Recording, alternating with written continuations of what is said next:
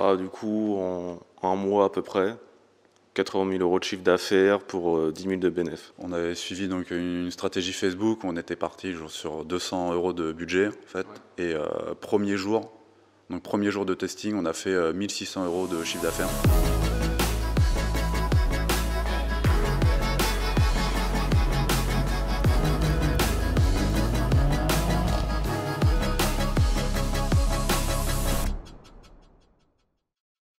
Salut à tous, c'est Nat. Aujourd'hui, on se retrouve pour une nouvelle vidéo. Dans cette vidéo un peu particulière, je vais être accompagné de deux invités. Donc, on a ici Kevin et Dimitri. Donc, bienvenue à vous, les gars. Ouais, merci. Les deux personnes ici sont des membres de mon programme Drop Machine. Donc, j'ai décidé de les faire passer sur ma chaîne YouTube parce qu'ils ont plutôt un beau parcours, ils ont réussi à faire du résultat, etc. Et je pense que vous allez pouvoir apprendre pas mal de choses de leur part. Donc, première question déjà, est-ce que vous pouvez vous présenter un petit peu, donner un petit peu votre parcours, qu'est-ce que vous faisiez avant le drop et surtout pourquoi vous vous êtes dit je veux me lancer dans le drop? Ça a été quoi vraiment la démarche? Moi, j'ai commencé une formation en mécanique moto, en alternance. Après ça, j'ai fait plusieurs petits tafs en intérim, des trucs un peu relous. Et vite, je me suis dit que c'était pas du tout pour moi et qu'il fallait que je trouve quelque chose que je puisse faire en indépendant, quoi, en entrepreneur. Et là, j'ai commencé à chercher sur Internet comment gagner de l'argent, en fait, en restant chez soi, en gros, quoi. Et de fil en aiguille, je suis tombé sur le dropshipping. Et c'est comme ça que j'ai commencé, après avec le contenu gratuit de YouTube, à me lancer et à commencer à me former comme ça. Okay. Du coup, ouais, moi je suis donc à la base, en fait, j'ai un cursus informatique, donc j'ai fini sur un poste d'ingénieur en informatique. Et quand du coup Kev a commencé le drop, moi c'est comme ça que j'ai découvert en fait. Donc il avait fait toutes les démarches, etc. Il avait commencé à monter des boutiques et il avait réussi à faire quelques ventes. Donc là, moi je me suis dit que voilà, c'était l'occasion parce que moi aussi je travaillais, mais je cherchais en fait à sortir de là parce que ça me plaisait pas du tout comme style de vie en fait, même si j'avais une bonne carrière, une bonne paye, quoi. Donc, en fait, ouais, c'est ça, parce que toi aussi, ça te plaisait pas ce que tu faisais. Est-ce que c'était vraiment genre le travail en lui-même ou juste vraiment plus la routine, le fait de devoir se lever tous les matins, travailler pour quelqu'un, de profiter uniquement que le week-end, etc. C'était plus ça ou vraiment genre le travail en lui-même? Parce que moi, personnellement, le travail que je faisais en soi, ça va, c'était plutôt cool, on va dire, mais c'était vraiment cette routine qui me gênait. Est-ce que vous, c'était pareil ou pas? Ouais, si, nous, c'est exactement ça au final. C'est le taf, ouais, en fonction de ce que tu fais, ça passe, mais ça rend la routine et l'obligation, en fait, Ouais, de se lever le matin et de rien pouvoir faire d'autre et pas pouvoir gérer son temps, quoi. Et être limité en salaire, potentiellement. Ouais, moi exactement pareil, même si j'avais un parcours un peu différent. Plus finalement, moi j'étais dans un métier où je pouvais exploser en salaire. Moi j'ai gravi les échelons pendant toute ma carrière en fait, mais c'est vraiment plus que, ouais, c'est pas le travail en lui-même, c'est vraiment en fait l'écosystème autour, quoi. Le principe de devoir me lever à la même heure tous les jours, aller au même bureau tous les jours pour travailler pour quelqu'un d'autre qui même pas désagréable, puisque j'ai toujours eu une bonne ambiance au boulot et tout, mais c'est vraiment cet écosystème, quoi, métro, boulot, dodo, où je peux pas, quoi, chercher un truc où voilà, j'avais une liberté, quoi. Ok, très bien. Donc en fait, vous avez commencé avec le contenu gratuit que je proposais sur ma chaîne YouTube. C'est vrai que j'avais fait une formation au départ de plus de 60 vidéos où je montrais en fait toutes les étapes de A à Z. Donc ça vous a permis en fait de faire vos premières ventes. Donc c'était clairement le but. Et après, ça s'est passé comment? Comment vous avez fait pour passer vraiment au niveau supérieur, commencer à faire des chiffres un peu plus sérieux?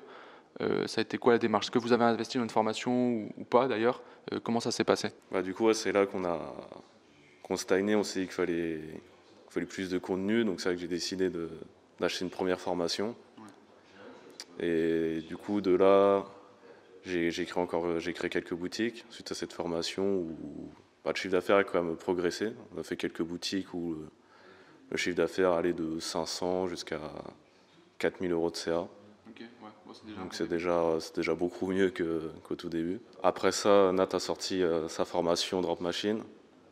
Du coup, pareil, on l'a acheté direct, vu que je le suivais déjà depuis le début. Voilà, on avait confiance et j'appréciais son contenu. Du coup, j'ai acheté ça direct. Et c'est là, après, qu'on a créé la boutique, où on a explosé, quoi. Et du coup, toi, à quel moment tu interviens? Parce que là, c'est surtout toi en fait qui a travaillé les boutiques, etc. Ouais. Toi, tu l'as rejoint après, c'est ça? Ouais. À quel moment en fait?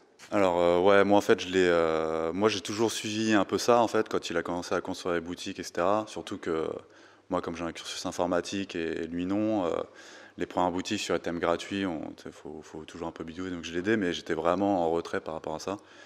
Et c'est après qu'il ait fait ses premières ventes, etc., je me suis dit, ok, là, il y a un truc.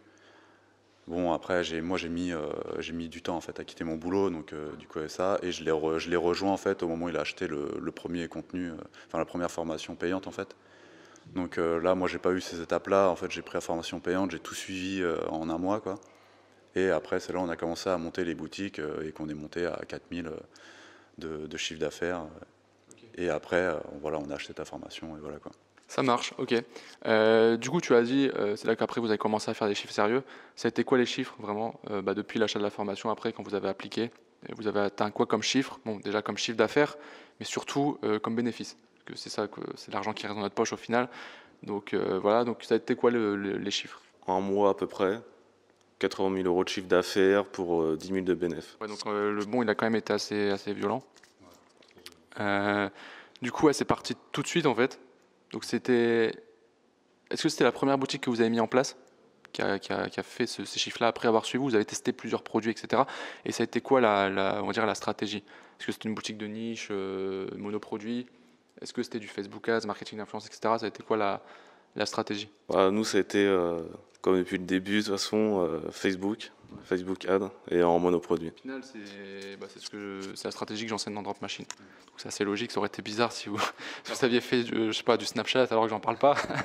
Ok. Il y a des gens qui vont peut-être rebondir là-dessus. 10 000 euros de bénéfices pour 80 000 euros de chiffre d'affaires, ça peut paraître peu, parce qu'on est sur du 12% de rentabilité. Mais bon, là, on parle vraiment de bénéfices net, donc l'argent qui arrive dans votre poche, tout simplement.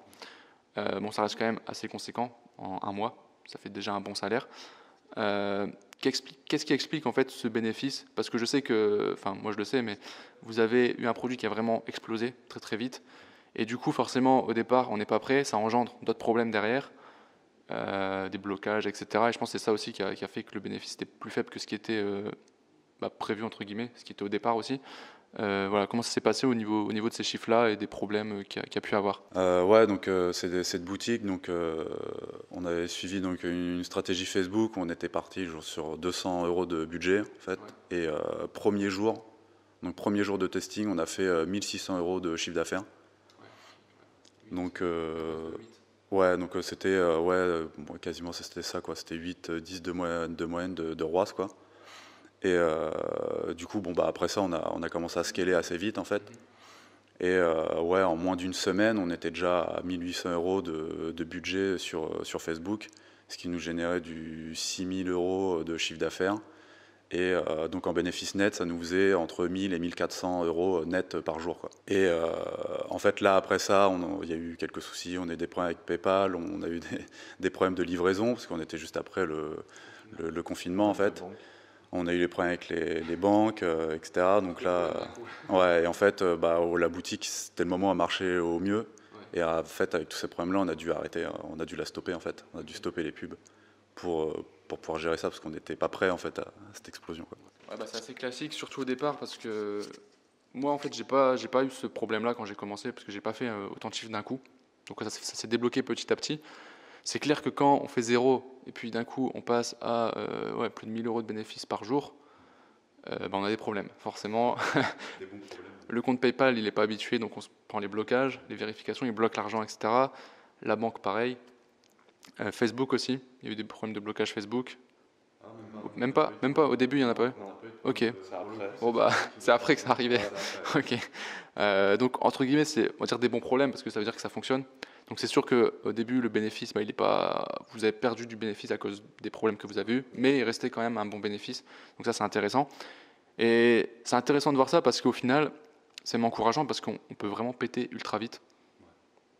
Enfin voilà, on prend 200 euros, on lance la pub, bim, vous faites tout de suite 1600 euros. Ce qui est dingue, après il suffit entre guillemets, de stabiliser, de scaler, puis on peut déjà atteindre des chiffres assez énormes, donc ça c'est encourageant.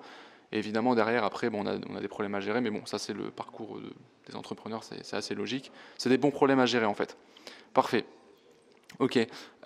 Pour vous en fait, c'est quoi qui a vraiment fait la différence sur ce produit, cette boutique, par rapport aux boutiques qui avaient faites avant? Alors vous avez suivi le programme Drop Machine, donc peut-être vous avez changé de stratégie aussi dans la manière de faire la boutique, les pubs, etc. Mais pour vous, genre, c'est quoi vraiment la chose qui a fait que ça a fonctionné? Est-ce que c'est le produit, ou la stratégie Facebook, ou peut-être la manière de faire la boutique, ou peut-être l'ensemble en fait de ces choses-là? C'est quoi vraiment les éléments qui sont vraiment importants pour que les gens puissent se rendre compte et se dire ah ouais, il faut vraiment que je travaille sur ces points-là? Ouais, en fait, la formation, elle nous a permis d'avoir vraiment toute la base, une stratégie Facebook qui marche, une manière de construire les boutiques qui convertit. Et là, la différence, c'est en fait, on est tombé sur un produit tendance. Enfin, vraiment, on a lancé le bon produit au bon moment, en fait, et c'est pour ça que les chiffres du premier jour, en fait, c'est faramineux, en fait. C'est vraiment, voilà, on est tombé sur un produit au bon moment, le bon produit au bon moment, en fait, quoi. Ok, donc quand tu dis le bon produit au bon moment, comment on fait pour trouver le bon produit au bon moment?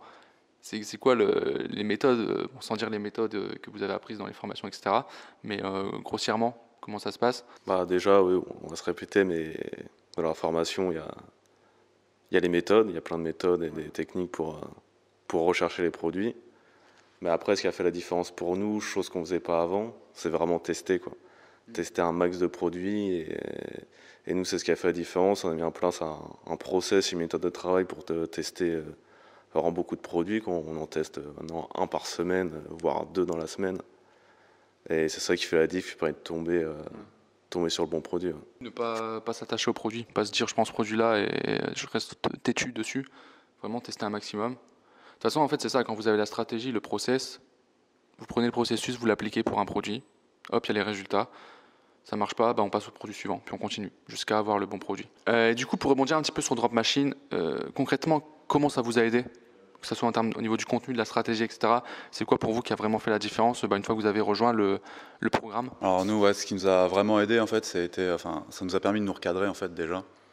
Parce que on partait dans tous les sens, on avait fait quelques tests et tout, on savait plus où aller, donc on allait vraiment partout, quoi. Et là, ça nous a permis de nous recentrer sur une stratégie, un process à suivre. Et comme en fait, tu avais analysé notre boutique aussi, voilà, nous on avait toujours peur que c'était notre boutique qui convertit pas, etc., etc. On était toujours à fond là-dessus quand on se disait il manque un truc. Et là, tu nous avais dit non, non, mais c'est bon, les gars, votre boutique, elle est nickel, elle est propre, elle fait professionnel. Donc là, ce qui manque, c'est faut tester du produit, et il faut y aller, quoi. Faut tester, quoi. Et du coup, voilà, c'est ça vraiment qui nous a aidé là-dessus, quoi. C'était plus un déblocage dans le process, parce qu'au final, vous aviez, ouais, c'est vrai, vous aviez tous les éléments. Après, il fallait juste continuer à tester. Ok, super. On va terminer cette interview sur une dernière question.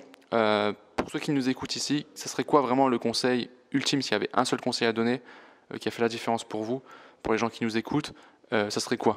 Un conseil, ouais, c'est vraiment persévérer et rien lâcher, parce que on ne l'a pas dit depuis le début, mais nous on a mis du temps. On a mis 2 ans avant que ça marche. Mais ça vaut le coup, parce que les chiffres sont quand même bien, et ça rattrape tous les investissements qui sont finalement en plus pas très élevés en e-commerce, et donc ça rattrape largement les achats de formation, les produits ratés, et il y a même du bénéfice derrière, donc faut rien lâcher. Ça marche, ouais.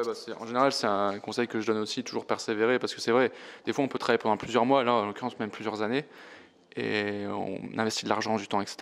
Et le truc, c'est que quand ça marche, ça peut marcher tellement fort en fait que ça rattrape tout très rapidement. Et surtout, il y a aussi l'aspect confiance. Une fois que vous l'avez fait une fois, vous savez que vous pouvez le refaire. Donc ça, c'est aussi un énorme gain de confiance. Parfait. Écoutez, merci à vous d'être venu sur ma chaîne.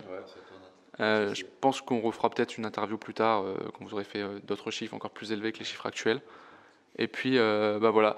Si vous êtes intéressé par le dropshipping, vous avez alors déjà le lien vers Drop Machine, mon programme de formation si ça vous intéresse, mais aussi une formation gratuite, donc le lien est en description, durant laquelle je vous partage en fait ma stratégie. Je vous dévoile les différentes étapes de ma stratégie. Donc allez-y, vous pouvez vous inscrire, c'est entièrement gratuit, vous apprendrez déjà des choses. Et puis ça vous permettra aussi de vous lancer par la suite. Voilà. Encore une fois, merci à vous de nous avoir regardés. Et puis sur ce, je vous souhaite à tous une bonne journée et je vous dis à très bientôt. Ciao!